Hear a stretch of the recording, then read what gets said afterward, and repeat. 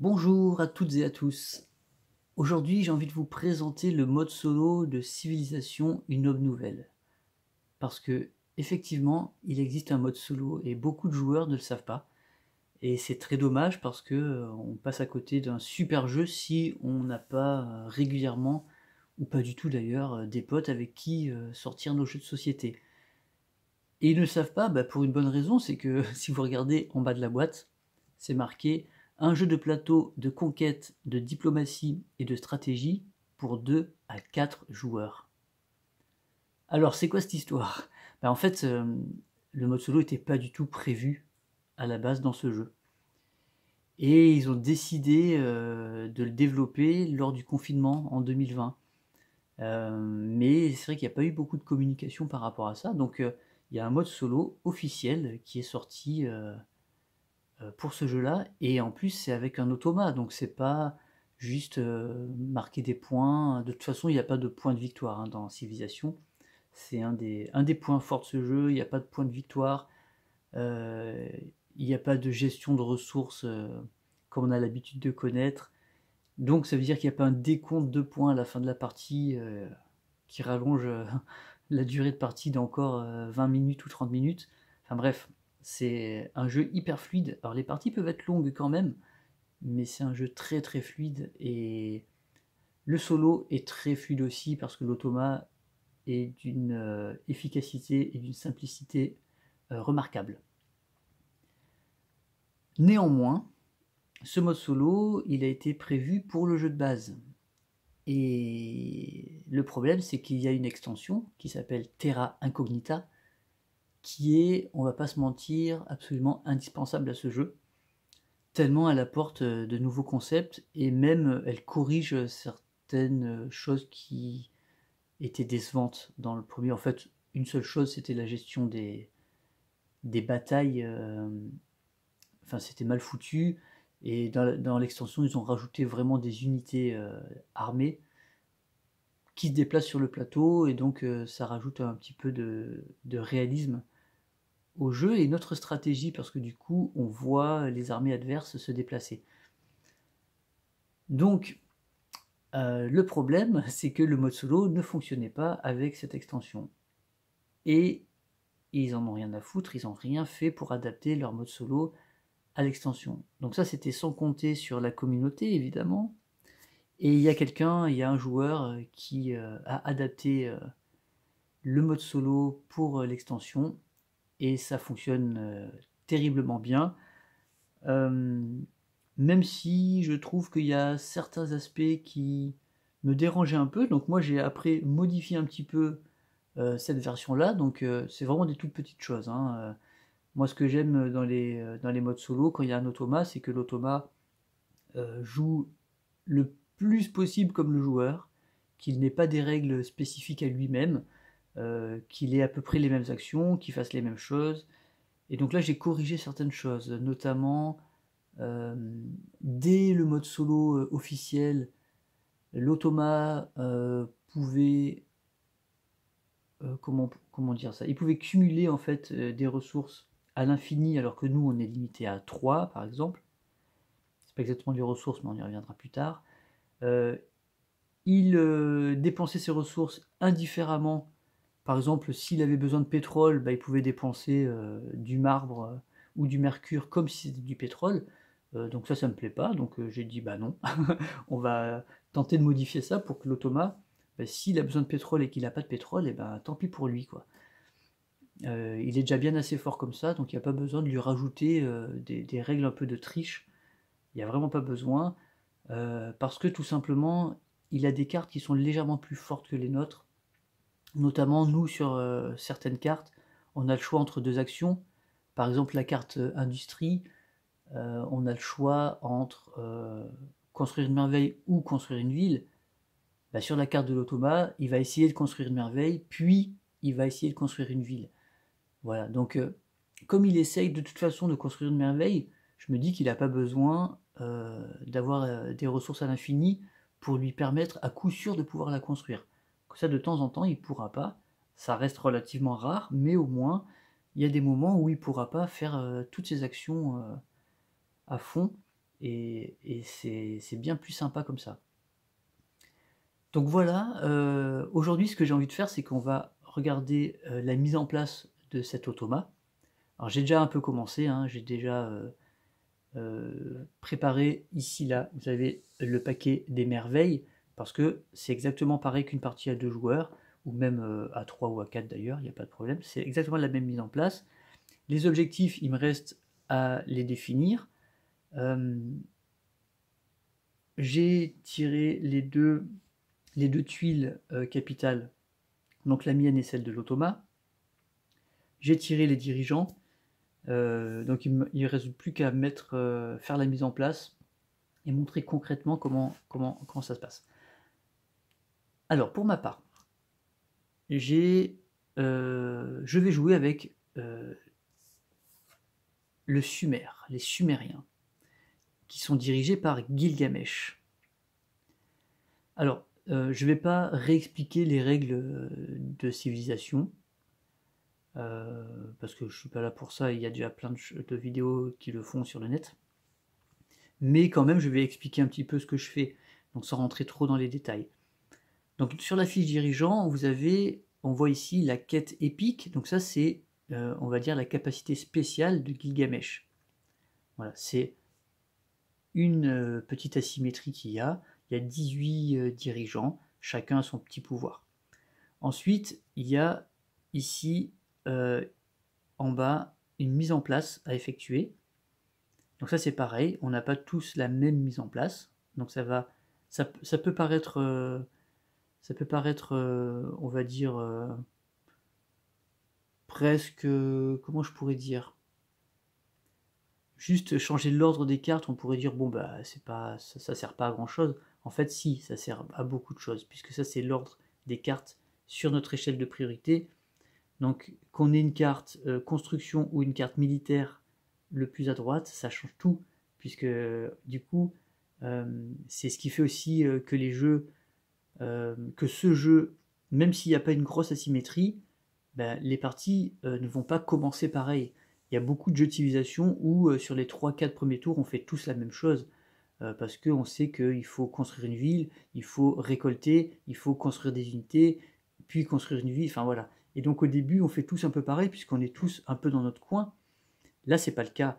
Là quelqu'un va construire une ville parce qu'il a sa carte industrie sur la position 5, d'autres vont explorer, d'autres vont développer la science, d'autres, etc.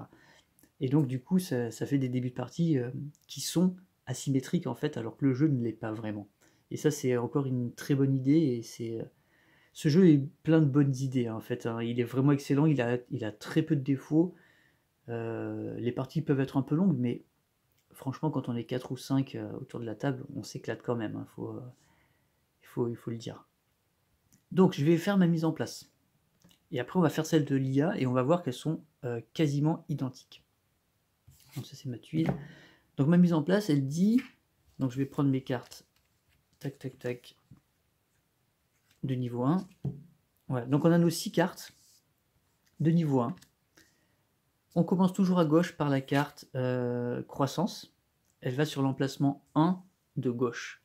Et ensuite, à partir de l'emplacement 1 de droite, on suit la mise en place qui est là.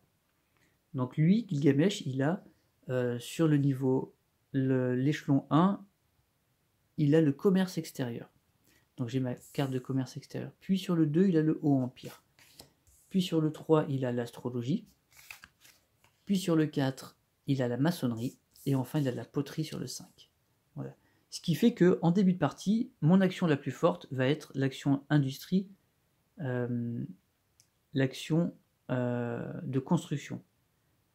Cela étant dit, comme je joue maintenant absolument systématiquement avec l'extension, hein, puisqu'on ne peut pas s'en passer, l'extension a mené une carte, donc en plus des 2 petits points d'asymétrie qu'on a vus, ça a amené une carte unique pour chaque civilisation. Et la carte unique des Sumériens, c'est l'artisanat. Et l'artisanat, on voit que c'est une carte industrie de niveau 1. Alors que là, on a la poterie, qui est la carte industrie de niveau 1, commune à tout le monde. Donc tout simplement, on va remplacer cette carte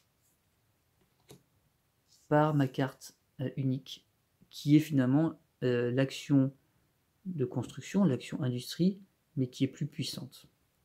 Voilà. Pour la mise en place de mes cartes, c'est fait. On va faire la même chose pour l'IA, puis ensuite on va passer à la construction du plateau de jeu. Donc pour l'IA, dans le mode solo, il y avait des cartes qui ont été faites, puis elles ont été, on va dire complétées par des cartes uniques faites par ce joueur. Alors je me souviens plus de son nom, il faudrait que je retrouve ça pour au moins le mentionner dans la vidéo.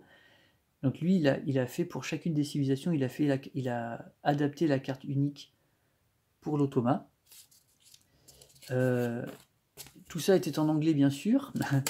Donc du coup, moi je me suis amusé à essayer de refaire des cartes et en même temps de les traduire. Donc là pour l'instant elles sont juste imprimées sur du papier, parce que là je suis encore un petit peu on va dire en playtest pour voir si ça fonctionne bien. Je corrige au fil des parties si je vois qu'il y a des choses qui ne vont pas, et puis après je les imprimerai sur quelque chose d'un peu plus correct. Mais en tout cas les cartes sont faites, sachant qu'il n'y a pas besoin de faire un verso, puisqu'il n'y a pas de pioche dans ce jeu. Donc on va pas s'emmerder à faire un verso, faire des cartes recto verso, on s'en fout en fait. On peut laisser un fond blanc, c'est très bien. Et par contre je prendrai un papier un peu plus épais, et je pourrais peut-être les plastifier à l'occasion. Donc voilà les cartes, comment elles se présentent. Donc ça c'est les cartes que j'ai fait moi, hein. Donc le design il n'est pas exactement le même que le jeu, mais on s'en fout. Et donc l'IA, en fait, on va suivre pareil son dirigeant. Donc là ça va être l'Égypte avec Cléopâtre. L'IA va absolument respecter le bonus de capacité de son dirigeant. Donc pour l'Égypte, c'est les bâtisseurs de monuments. Donc pour lui, en fait, le coût des merveilles va être réduit de 1. Donc l'IA joue absolument avec ça. Et donc on va faire la mise en place selon sa règle de mise en place, à une petite exception près. Donc on va faire pareil, on va prendre l'irrigation qu'on va mettre tout à gauche, puis sur l'emplacement 1, elle a l'astrologie, puis sur l'emplacement 2, le commerce extérieur, puis sur l'emplacement 3, la poterie, puis sur le 4, la maçonnerie, et enfin sur le 5, le Haut Empire. Il y a une toute petite différence pour l'IA, c'est qu'on va inverser ces deux cartes. Sa carte irrigation de croissance va être placée toujours sur l'échelon 1, mais sur l'emplacement le plus à droite. Vous voyez, échelon 1, il y a deux emplacements, le plus à droite. Ils ont inversé par rapport à nous. Et ça, c'est pour une raison très simple.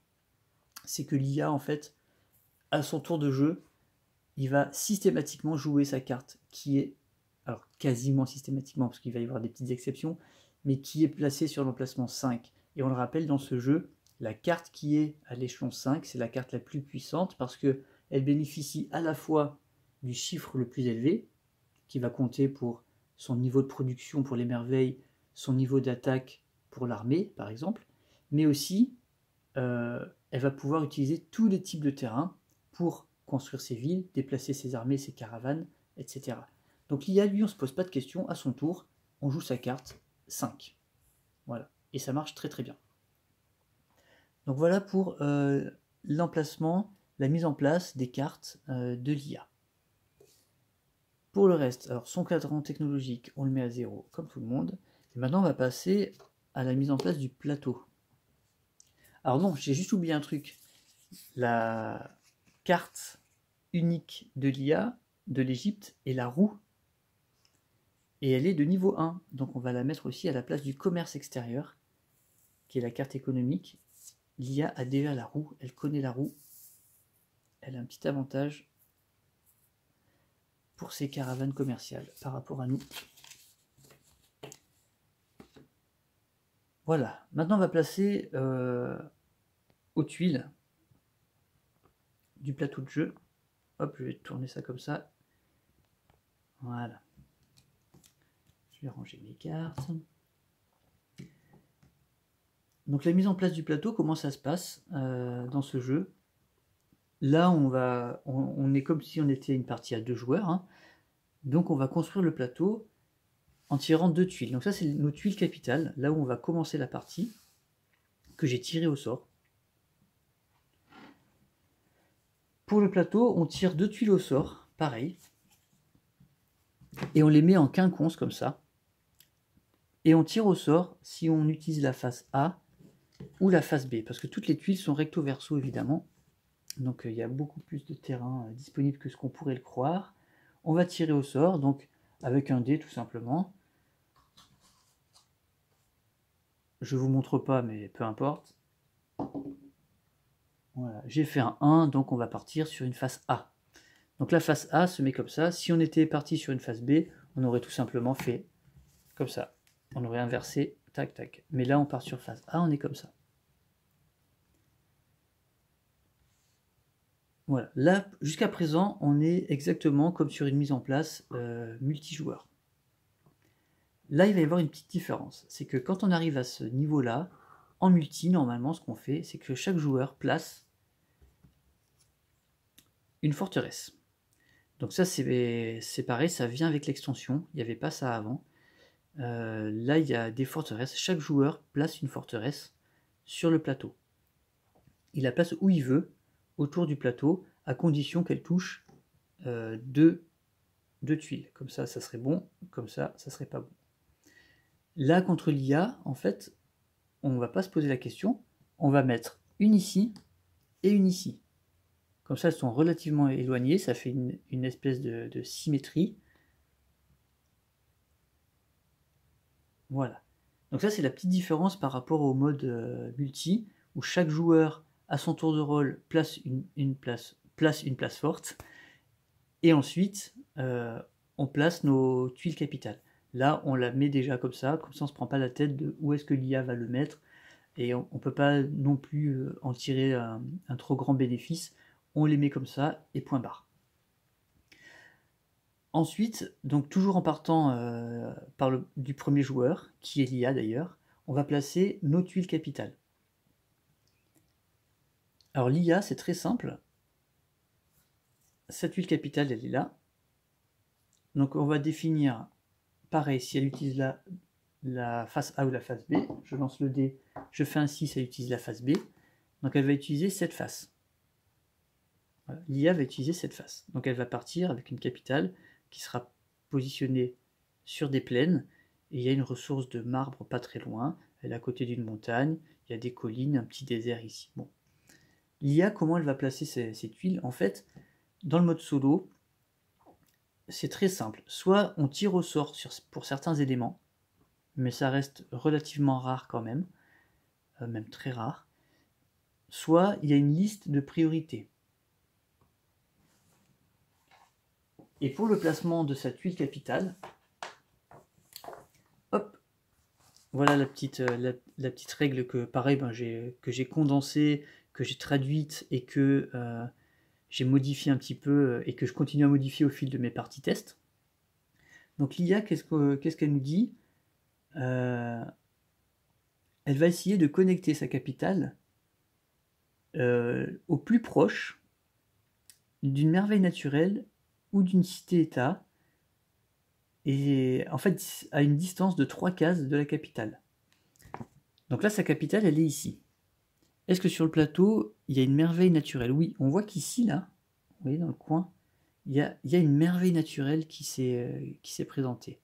Donc l'IA va essayer de placer son plateau comme le ferait un joueur, proche de cette merveille naturelle, parce que c'est un gros bonus. Donc elle essaye merveille naturelle ou cité-État. Comme il n'y a pas de cité-État, ah si, il y en a une là, j'avais pas vu. Il y en a une ici, il y a une cité-État ici et une merveille naturelle. Donc en fait, il y a autant l'un que l'autre. C'est-à-dire que s'il met sa capitale ici, il va avoir la cité-État à moins de 3 cases de sa capitale. S'il se met là-haut, il va avoir la merveille naturelle à moins de 3 cases, 1, 2, 3 de sa capitale. Donc les deux emplacements seraient possibles. Donc dans ces cas-là, qu'est-ce qu'on fait? On continue dans la priorité. Pour départager, on va se mettre au plus proche de jetons ressources. cette fois. Et là, des jetons ressources, on voit que sur le plateau, il y en a deux. Il y en a un ici avec du marbre et un ici avec du mercure. Donc s'il met sa capitale, alors là il pourra pas. Voilà. Et donc là en fait on comprend assez facilement que l'IA, en mettant sa tuile comme ça, c'est le seul moyen qu'il a pour être à 3 cases d'une cité-État, à 3 cases minimum de déjà de la ressource qui était sur sa tuile et de cette ressource-là. Et là, il n'y a pas d'autre possibilité. Parce que s'il se mettait là-bas, il serait trop éloigné des ressources. Donc l'IA va se placer tout simplement ici. Voilà. Et une fois qu'il a placé sa tuile, tac, il met sa capitale sur la petite étoile qui était là. Donc là, on continue le tour. C'est maintenant à moi de placer ma... Je vais reculer un peu pour que vous voyez un petit peu mieux. Crac. C'est maintenant à moi de placer ma tuile capitale. Et donc maintenant, qu'est-ce que je fais? Ça, c'est quelque chose qui est très très chouette dans ce jeu. C'est que la construction du plateau, elle est déjà très stratégique. Parce que là, qu'est-ce que je fais maintenant? L'IA, il a joué en premier, il a pris un super emplacement. Mais rien ne m'empêche, par exemple, de venir... Alors, par exemple, je pourrais mettre ma tuile comme ça, j'aurai le droit. Parce que les conditions de placement, c'est que ça doit toucher 4 hexagones. Et là, on touche bien 1, 2, 3, 4. Donc je pourrais très bien me mettre là et poser ma capitale ici. Mais cela dit, je serai proche de l'IA, même s'il y a un fleuve qui nous sépare, mais je serai quand même relativement proche de l'IA. Et puis de toute façon, il y a le fleuve qui passe entre la cité-État et mon continent. Donc je ne pourrais pas tout de suite bénéficier de cette cité-État tant que je ne connais pas la technologie qui me permet de naviguer en fait. Donc c'est pas un bon plan. Donc moi je vais plutôt aller chercher cette merveille naturelle qu'on voit là-haut, et je vais peut-être me mettre à l'opposé de l'IA, tout simplement. Là le hasard fait que ça va être complètement ou quasiment symétrique. Donc déjà, quelle tuile je vais prendre? Celle-ci, il y a du diamant, celle-ci, il y a du pétrole. Là, on est dans des collines entourées de montagnes. Il y a de l'eau à côté. Non, il y a entouré de forêts. Je vais plutôt prendre la forêt. Ça m'intéresse plus. Alors, est-ce que je me mets comme ça ou est-ce que je me mets comme ça? Derrière les montagnes, là, je suis bien calé. Je pense que je vais me mettre comme ça. Et là, on s'aperçoit que du coup, le hasard fait que, par rapport aux deux tuiles qu'on a tirées au début, on s'est mis d'une façon complètement symétrique. Voilà. Et c'est pas toujours le cas. Mais là, il se trouve que c'est complètement symétrique. Donc on va partir comme ça. Voilà. Une fois qu'on a fait ça, on va peupler le plateau, c'est-à-dire qu'on va mettre des jetons sur tous les emplacements où on peut en mettre. Et on va aussi tout simplement, on n'est pas obligé de garder le plateau comme ça. Hop, on va mettre l'IA côté IA. Moi ici, je vais prendre l'effort. Voilà, le Fort Vauban. Tac.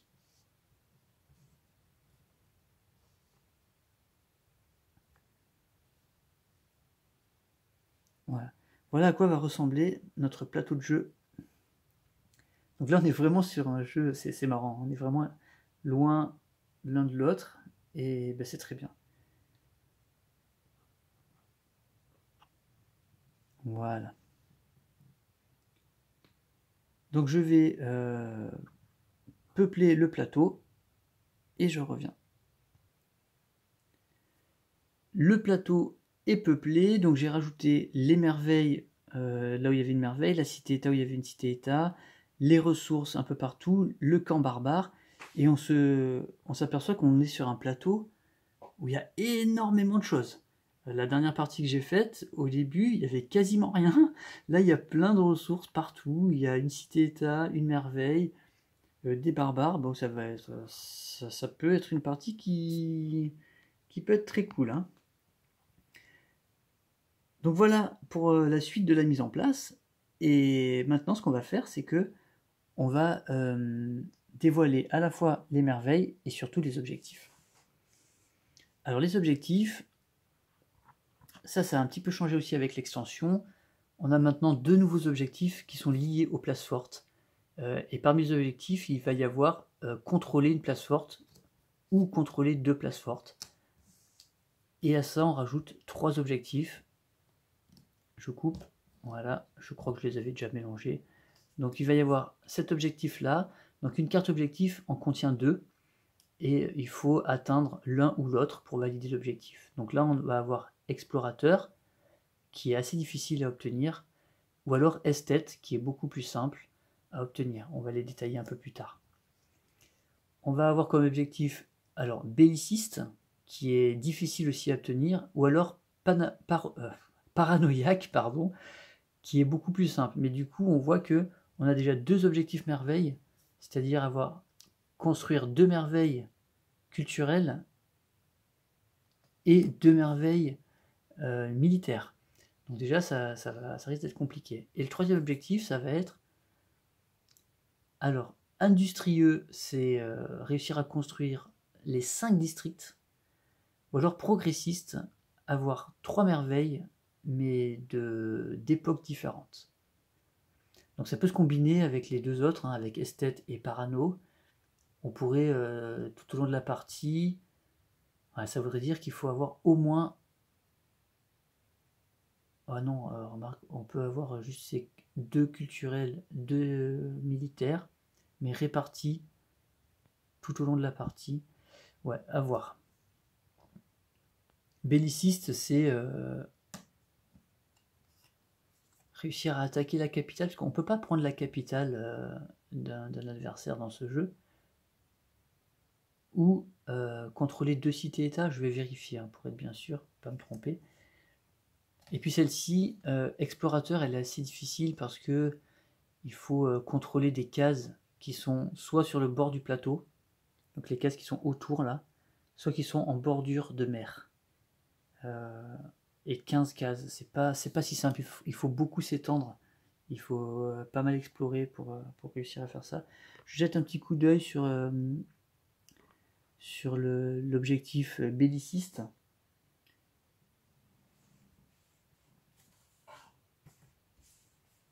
Donc c'est une carte du jeu de base, donc belliciste, vaincre une capitale adverse ou contrôler 2 cités-états conquises. Voilà, bon, c'était assez simple. Donc vaincre une capitale adverse, ça veut tout simplement dire l'attaquer et remporter la bataille, parce qu'on ne peut pas occuper une capitale adverse, on ne peut pas tuer un joueur dans ce jeu.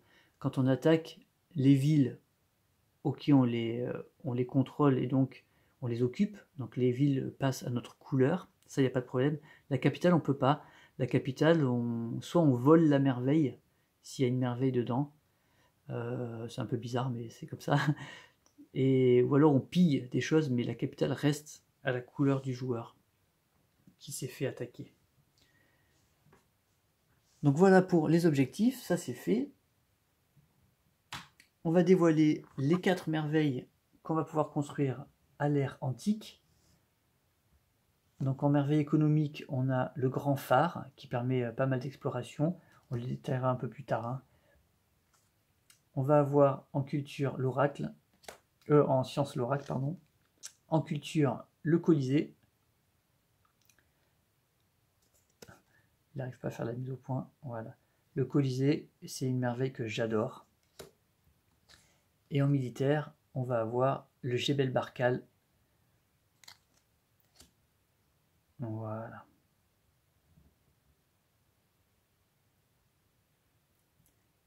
Donc voilà pour la mise en place. Donc on voit que c'est une mise en place qui est très rapide. L'automa se met en place comme un joueur. Le plateau se fait tout de la même façon, donc c'est très rapide. Hein. Là on est à presque 30 minutes de vidéo, mais franchement la mise en place en 10 minutes c'est fait, hein, peut-être même pas. Dernière petite chose qui reste à faire, c'est mettre le pion caravane et le pion armée sur nos cartes commerce et armée respectives. Même chose pour notre ami Lia. Et puis ce que je propose, pourquoi pas, c'est de faire quelques tours de jeu pour montrer comment l'IA se débrouille. Voilà, pour montrer un petit peu comment on utilise l'automa, comment on le fait jouer, ce qu'il fait, est-ce que ce qu'il fait est logique. Et ça me permet à moi de continuer mes playtests sur ma version un petit peu corrigée des règles du solo, pour voir si ça colle bien avec ce que j'aime et si c'est pas trop dur ou trop facile. Voilà, donc on va continuer, je pense, dans une autre vidéo avec quelques tours de jeu pour voir un peu ce que ça donne. Voilà, à plus tard.